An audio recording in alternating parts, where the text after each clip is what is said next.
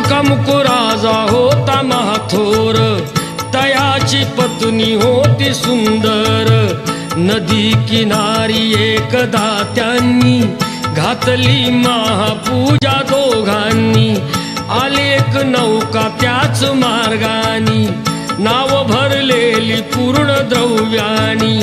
होती व्यापारी साधू बाण्याची, रीत पाहण्यास आला पूजनाची। उल्कामुख त्यास बोले ऐकावे, व्रत नारायणाचे आचरावे। मनोइच्छित फळ मागावे, चरणी श्री हरीच्या लागावे। घराशी आला वाणी परतून, तयाची पत्नी होती शीलवान। तयास नव्हते काही संतान, केला नव